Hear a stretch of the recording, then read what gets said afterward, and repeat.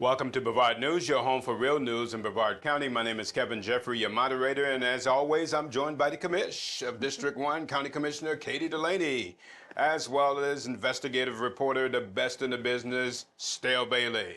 And that brings us to our quote of the week, and it's from Benjamin Franklin, one of the U.S. founding fathers. And notice what Franklin says about freedom of speech. Freedom of speech is a principal pillar of a free government.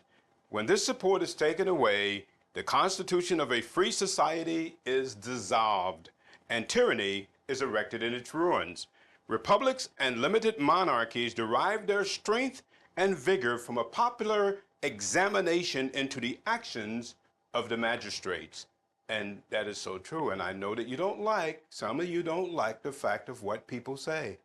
But you eliminate free speech and tyranny will take its place. And that brings us to this week's episode of the continuing saga of Chief Lau. And so we have the Titusville police this week, Stale, who received accreditation from the state. And you say, are you kidding me? Until I just happened to read this little handy-dandy article from officer.com. And then, as you can see, we get a little bit more information about accreditation. Of course, there's a lot of accredited industries out there in various disciplines, and sometimes it doesn't have the accuracy that of the paper that it's on. And so here from officer.com, the article, it says from the police department accreditation, a hollow enterprise, and this guy argues to the fact that it is. And notice he starts off and he says, under current accreditation metrics, being an accredited agency has little to no predictive value regarding the professionalism or the preparedness of a department. And you can see that with our report last week on Titusville. You're wondering who accredited this organization? Stevie Wonder? I mean, it just doesn't seem like it makes any sense that somebody would accredit this in lieu of what we pointed out and the facts of what was pointing out last week. Yeah. And, and so it made us want to look into it even deeper. And in this article, something that sticks out to me in the conclusion, and we'll put this in the comments below so you guys can read this article yourself, but it says, being designated as an accredited agency has become more important for some city or law enforcement leadership than achieving the standards that being accredited should represent. What follows is a shell game to achieve or maintain a title rather than to uphold a standard. And you can see that. Now, you can see that in many different disciplines. You can see it. One of the best ways to see it is some of your educational institutions. You wonder how they receive their accreditation because they're not worth the paper that it's written on. And you can see it in this situation, as we pointed out with the timeline of the city of Titusville under Chief Lau. You wonder who would, in their right mind, give this city an accreditation, and it's really cause for concern, as well as Chief Lau also having his contract renewed, which raised questions at the Titusville City Council last Tuesday. Yes. And so there was some concerns about this, and we had heard the story that he had gotten a contract extension. You said a guy who is in the situation that he's in, he had a contract extension, and you find out this is true, and you say, what kind of bizarre world are we living in? Yeah. Not even 24 hours after outcry from the community about their concerns regarding the leadership in the city of Titusville, he gets this contract renewed the day directly after that city council meeting. And that was on February 12th, 2025. His contract is renewed, and his salary goes from... And no one knew about this, Nobody knew about this. The city council didn't know about it. So it was an agreement between he and his boss, Scott Larice. The city manager. The retiring Scott Larice. Yes. The guy that's going out of the city made sure his buddy got a raise and a contract secured. And we don't know yet if it was premature, if his contract was up, or if they renewed this contract early. We're still waiting on that information. But he got a pretty hefty pay raise. Yes. On top of this. In 2026, it's supposed to go from $173,000 to $188,000. Well, you know what? What you can do, if you want to, there's a healthy way of dealing with these kind of situations. And so we're going to start giving you some action items, you, the people of Brevard. And I'm going to tell you what to do. You can call Scott Larice. You've heard of those advertising campaigns? Call Scott Larice or call your city manager. Here, I'm going to show you how you can do it.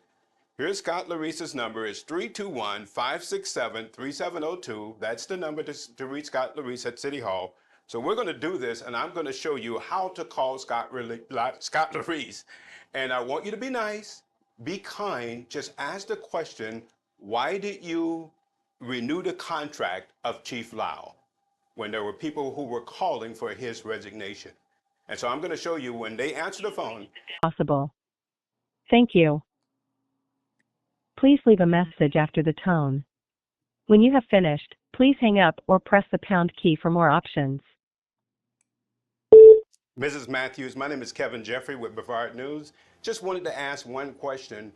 Why did Scott Larissa increase or renew the contract of Chief Lau when there were calls for his resignation? And so I wanted to ask that question, if you could actually let us know that.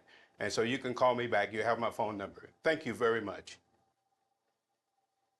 And so that's how you can do it. Be very courteous, be nice, but everyone is wanting to know the question, how did Scott Larissa increase the contract or extend the contract of Chief Lau when his department is under the suspicion that it's under and there's calls for his resignation?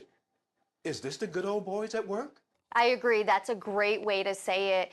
And this is a way that you guys can take action beyond social media. This is what needs to be done, is calling your representatives, because a lot of times they don't see what you post on social media. And this is a very easy way for you to have your voice be heard. Make sure to call.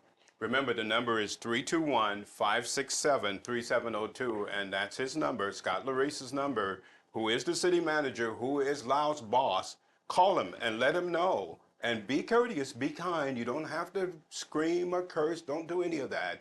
Be kind, but just let your voice be made known. That's what citizens in this republic do.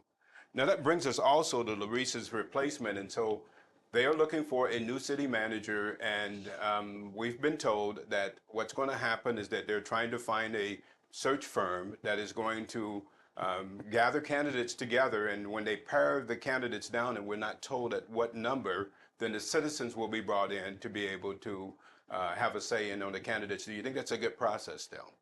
I think as long as the community, the residents, the taxpayers, the people that are the bosses of these representatives have a say during the process, through the process, I think it is a good way to take, as long as they have a voice in the next selection of the city manager, if that's what happens, because we know we've been told about. We've been told about that, but to play the devil's advocate, I'm concerned about the firm. And so there was some question, are they going to use the same firm that they used to get Scott Larissa? Hopefully not. And I've been told that maybe that's not going to happen. But in a conversation with Councilwoman Mocoso, she was indicating they want someone that's really involved in the public and able to be accessible to the public, which has been a problem up to this point. Yes, it has been, and I think that's the biggest desire, is people are frustrated. You've got a city manager making over $19,000 a month. Really put that into perspective, and he's just not accessible right now. And I think the community is realizing they didn't even realize there was a city manager, right? When Correct. people think of their government, they're like, oh, my city council member who I elected, who I voted for, is who's making these decisions. And your city manager runs as a CEO of your city. And then there's even the assistant city manager that nobody knows about. Frank Abate, right, brother. right. Mr. Abate. And so a lot of people don't realize these roles that are being played, because they're not out at the forefront. They're not in the spotlight in the community. It's usually your representatives that are out there. And that's the sad part, because you have these unelected people who are actually playing a major role in your life, and it's really sad. I hope that when a new city manager comes in, he can evaluate the staff and maybe make some cuts. There's too many people making over $100,000 who are making decisions for the city. And some of that is just seems like it could be cut, right? Yeah, cut off the fat. There's a lot of fat there. And so we'll see what's going to happen as we go down the pike with the new city manager and how that process is going to work out. Now, in our Brevard News post poll this week, the question was, do you agree with Governor DeSantis' suggestion for an initiative to end property taxes? Boy, we got a lot of responses to this, and this was a very popular poll. And here's the results. 70% said yes.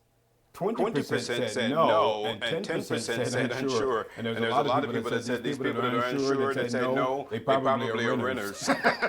And so maybe so. We have one respondent that we want you to hear about, and she says, it's my understanding that the taxes will be collected through VAT, including new taxes on groceries. Also, renters don't get the advantage, but all of those out-of-state LLCs will get a benefit, and do you think that they will reduce the rent? And so she doesn't sound like she's for it, but as I said before, when we talked about this the last time, property taxes are some of the worst form of taxes, and I've seen it in real life where we knew a couple in Oregon who had a house. They bought a house in Oregon, in Portland, Oregon, and they paid at the highest $100 for a mortgage. By the time they were in their 80s, they were paying $400 a month for property taxes.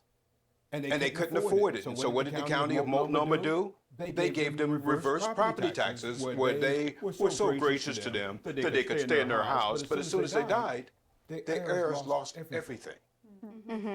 Show me where I'm wrong on this. This is not good. Property taxes are the worst form of taxes. Fundamentally, I totally agree with that. My biggest worry with this is I want to make sure that there's a plan, because this is how local governments are funded, and so there's got to be a plan from the state to make this transition if this goes through.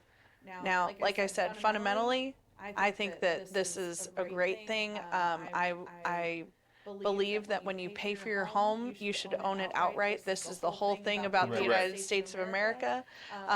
This is what we fought a revolution over, is to own our property. And you realize you do not own your property. If you think you do, just don't pay your taxes. Right. And you'll find out you do not own it. Right. And so that's, I mean, when you pay for something still, it seems like it should be yours, right? Particularly something as high value as your home. Right, yeah. I mean, and that goes back to generational wealth, right? So if my grandparents, who I live in their home, they gave their house to their kids, and their kids gave it to us, and that's how you build generational wealth. Your family, they worked 3 jobs to pay off that house. And you're right, if you end up behind on your taxes, the government can come in and take your property. And I also believe that corruption thrives under property taxes. That's another big point, is that if you actually get rid of the stimulant that is attracting a lot of corruption, it's the money in government, right? Is that correct, Katie? It seems so. And so if you get rid of the money that is there, that would also seem to me that you would get rid of a lot of the corruption. What would you suggest as a possible alternative tax? I mean, do you think sales tax would be better, or what would you think? Because I'm asking you on the fly. Yeah. Yeah. Well, a lot of people point to sales tax, but I have a little trouble with that, because I feel like that will really hit low socioeconomic households or the elderly who live on fixed incomes.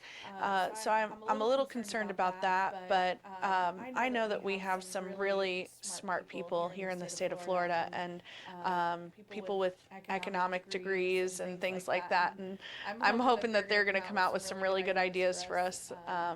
It could actually stir a lot of economic growth, right? If you don't have to pay property taxes, that's a lot Absolutely. of money. And imagine now, you're going to have a lot more disposable income Right. to spend on other things.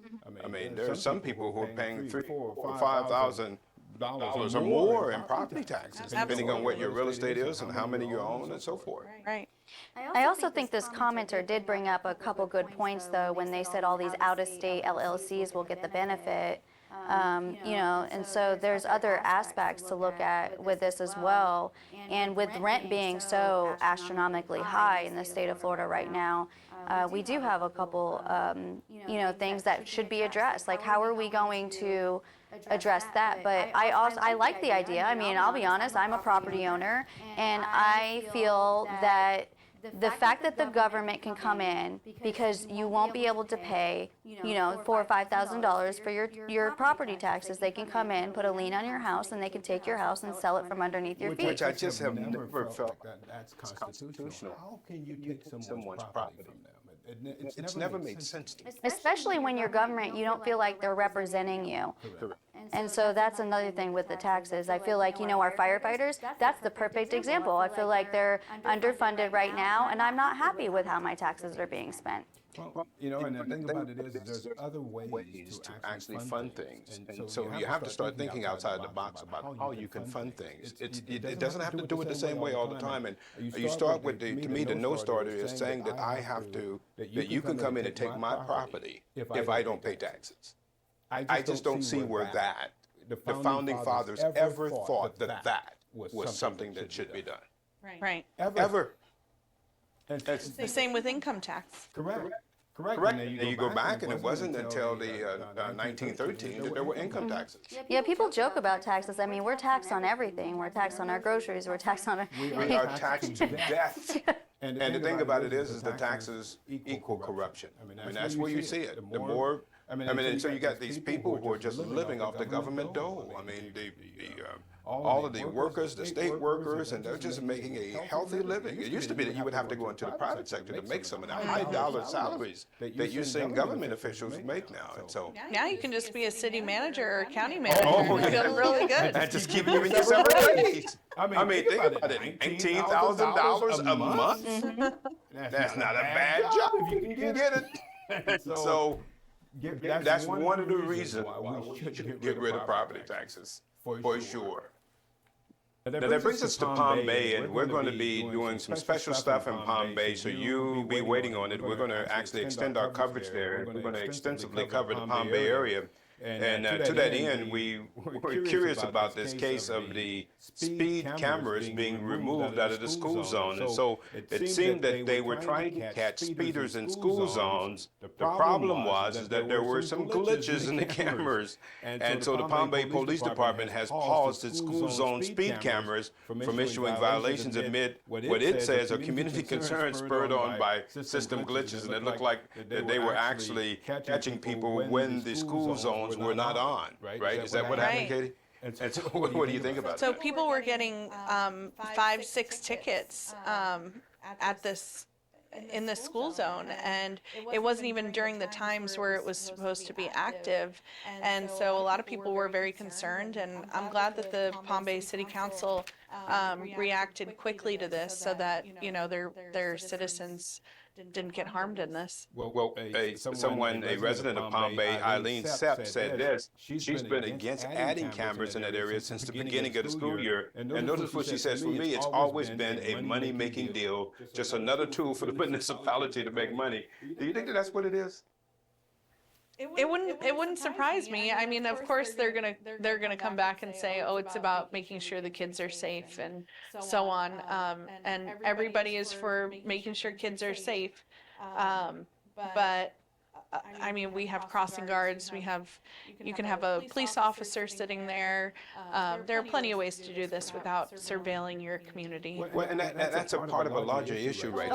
Surveillance state. I mean, it's like, where do you draw the line? If we keep going down this line under the auspices of safety, we're going to be surveilled everywhere you go. Where does this stop? I believe the line has already been crossed. I mean, we talk about this, but let's go on to flock camera system. That is, where they're reading your plates. They can even see who is inside the cars. A lot of people haven't heard about these flock camera systems, and there are a lot of people, constitutionalists, who are out there trying to warn the communities about these cameras because we're under so much surveillance. And it's happening across the state of Florida, and eventually, I do believe if it's not already here in Brevard County, it will be. It's almost like you're in an electronic prison, right? Right. You can't go anywhere where you're not being watched. And some people, and I understand the argument for it. A lot of people say, well, safety and all of these things, but there's also, you have to look at the consequences, don't you? Yes, and yeah, they do say they use, we can help find missing children better, for instance, with these flock cameras. I would like to see the data on that, and I think that we need to, I think there's a balance here, and it reminds me of us going to the airports, and now they have these facial recognition things where Which we always say, no, we're not standing in front of that. And it's voluntary, right? it's voluntary. And a Most lot of people don't realize that. no, they even have big signs that say this is voluntary, but you know, you have the person that said, oh, stand in this spot, and people just do it without questioning anything. That is scary to me, that people in our society are not questioning things, that they just go along with it, and they're not questioning, you know, what is this facial recognition? Where does my face go? Where does this go? What data system What was storing happening this? there at the Orlando airport was this was a trial system.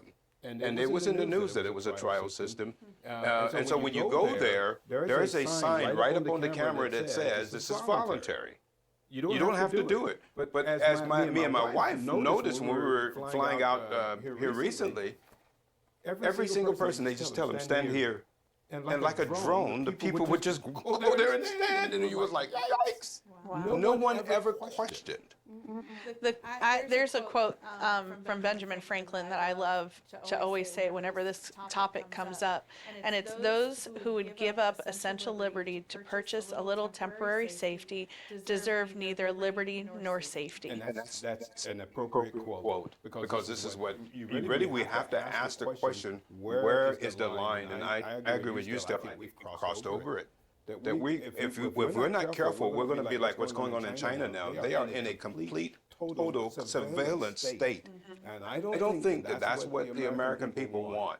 And you're going to have to ask that question at some point in time, where do we draw the line? And you can see some of the issues here with Palm Bay. They did take this down temporarily, but they're probably going to put it back up, right?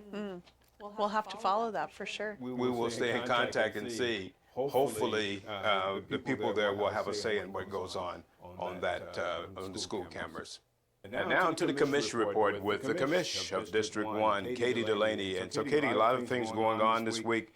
The impact fee study was approved, and that was a positive sign for the firefighters, right? Yes, and not just for the firefighters. We actually approved it 4-1. Thad Altman, unfortunately, was the one no vote, but he fundamentally, as he explained, doesn't agree with impact fees, and so you know, I got to respect him for that, for standing for something that he believes in.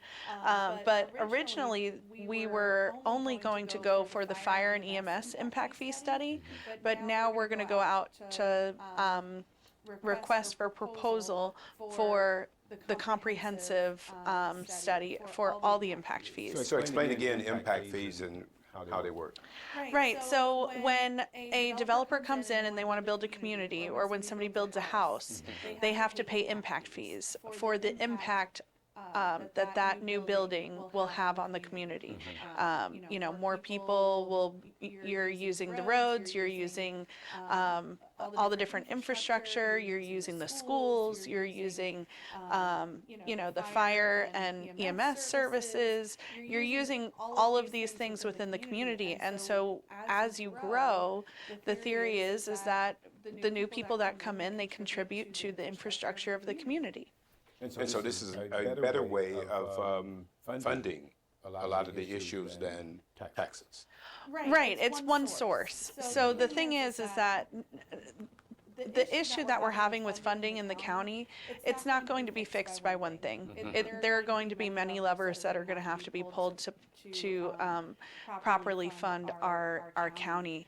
But impact fees is something that I felt really passionately about, because if we're going to come and ask the public to contribute more, we have to ask that same thing from the businesses and from the people coming into our community, because it's not right for the people who have been here to foot that entire bill on their own. And this hasn't been raised in what, 30 years? Depending on which impact fee you're talking about, it's between 20 and 35 years that these impact fees haven't been raised. The only one that's been adjusted is the school board, and that one was raised in 2017.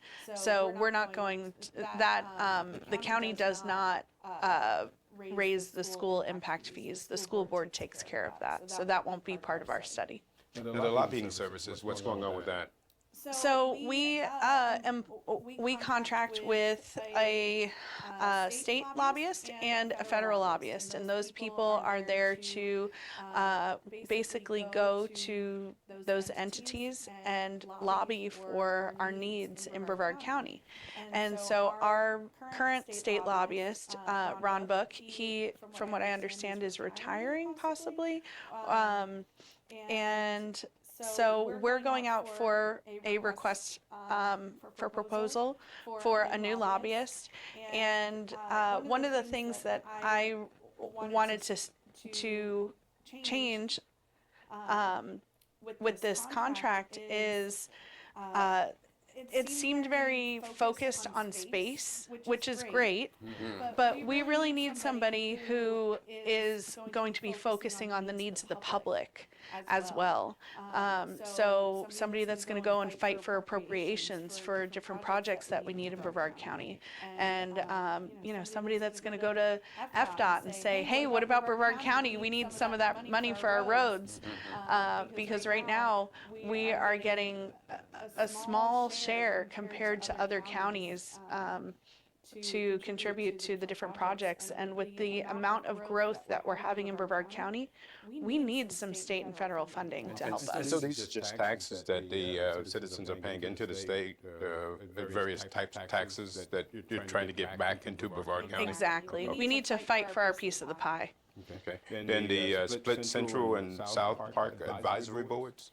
Yes, so this was something that happened a few years ago. The Central and South Parks Advisory Boards were melded into one. And Commissioner Goodson brought this forward because this was partially in his district. And he requested that we split those again because it's not, there wasn't truly fair representation because there were only so many people on that board for that whole 2/3 of the county. And so it's better that it's separate and that the people will get onto these boards where it'll be closer to home for them. So these advisory boards for the parks, so what role do they play?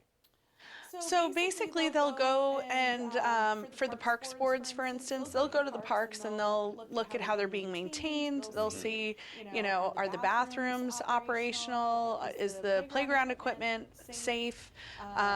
What are some things that may need to be done, or what are some needs of the community? And they will basically present their ideas to the staff and to the commission, and that's kind of how we find our priorities.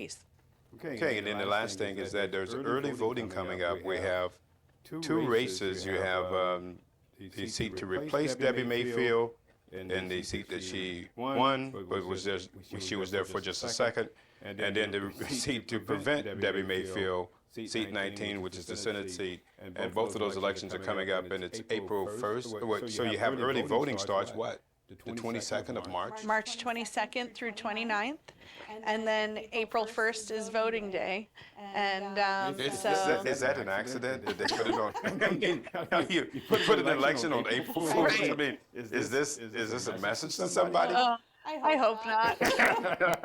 How do you put a election on April Fool's? But nevertheless, it's coming up on April 1st, and early voting starts March 22nd. So this is abnormal. You normally don't see this. This is a special elections in two places. So you have the guy with the Liberty Caucus, right? Bob White. Bob White, who is he the favorite for seat 32? I'm not. These special election races, they really are anybody's game because it depends on who shows up, because the turnout is always so low for these special elections that really it depends on how many doors you knock and how many of your people get out and actually vote. So there's 4 people in the race for state senate to replace Randy Fine, right, who moved over to Congress. And the guy that I'm feeling good about is Mark Leitner. I'm really impressed with the guy. And somebody says, well, he's just 24, but it doesn't really matter about age if you've got the moxie, and he seems to have something that's different there. I know that Debbie Mayfield is the favorite, but hey, favorites have been knocked off. What do you think about that race? Well, like I said, I think that it's, it really is anybody's race because it's going to come out to turnout. Even with money? For sure. I mean, in my race, for instance, when I was running, I only raised $25,000 throughout my entire campaign compared to the couple $100,000 of some of my opponents. And so it really came down to, are you knocking doors? Are you getting out there and talking to the people? Are you encouraging and inspiring them to get out and vote? All right, so we have that election coming up, and starting March 22nd through the 29th, excuse me, for early voting, and then for some inexplicable reason, on April Fools, you will be able to vote for the primary winner in District 32 and also in District 19 for the state representative and also the state senate elections. And that brings us to our kudos of the week. I want to give kudos to Vicki, Conklin, in the city of Titusville. She attended the Board of Adjustments meeting, and she was fighting to protect the comprehensive plan in the city of Titusville. She was representing her entire community, Royal Oak, and she took on all of the work that it took to go to that meeting and to represent community member after community member who went up and asked her to represent them. I also want to give kudos to Council Member Megan Mocoso and County Commissioner District 1 Katie Delaney, who was also present at that Board of Adjustments meeting. They went out of their way to make sure that the community was heard and represented and spoke up on behalf of their community. And that's what we want in true representation in Brevard County. And that brings us to my 2 cents. The founding fathers of this country were very wise in including the freedom of speech as the most important amendment in the United States Constitution. Without this right, America would be in more trouble than it currently is. The right of a free people to speak their mind, it's a trigger to both tyrants, elitists, and free speech abolitionists. These groups believe that no one should be able to speak on any topic outside of the accepted narrative. It was these type of people that led the founders of this country to use pseudonyms to record their beliefs on the fight for freedom. The pseudonyms countered the intimidation tactics of those who disagreed with their positions on the new government. The tyrants, the elitists, and the free speech abolitionists can be identified in any realm by their inflammatory demagoguery of those who question their truth. They use such words and phrases as misinformation, disinformation, and so they take down that stuff. False information, not a credible source. That's a threat. And so you have all of this stuff that they use. And I called it and put it under the heading of the free speech abolitionist. The funny thing is that they believe that their opinion that they express carries more weight than that of their opponents. Funny how they are so blind to see the contradiction. But at the end of the day, it's not the tyrants, it's not the elitists, it's not the free speech abolitionists who decide what's news. You know who it is? It's you, the American people. At Brevard News, we have confidence in your ability to discern truth from fiction. The tyrants, the elitists, and the free speech abolitionists, they don't believe this. They think that the American people are not smart enough, that they are the experts, and you're not smart enough to figure this out. So we allow your freedom to question us. And we also, as we question the accepted narrative in Brevard County, we let you question us. And so we would appreciate it, though, if you would challenge the facts and not engage in the demagoguery that you see that these free speech abolitionists engage in. But it's your right to do so. And kudos to those who have the courage to actually speak out and use your real names and not use fake accounts. We believe that the truth can handle contrary points of views. And the free speech abolitionists and the elitists, these people don't believe that. They believe they should shut down anyone who has a contrary argument to theirs. Freedom of expression is what made America great. And so England's Sir Winston Churchill said it best when he stated, free speech carries with it the evil of all foolish, unpleasant, venomous things that are said, but on the whole we would rather lump them than to do away with them. Now, we would agree with Churchill. America is at its best when we adhere to the First Amendment. It's a sanitizer against the tyrannical government and the ones we know here in Brevard County as the Brevard good old boys. And that's my 2 cents.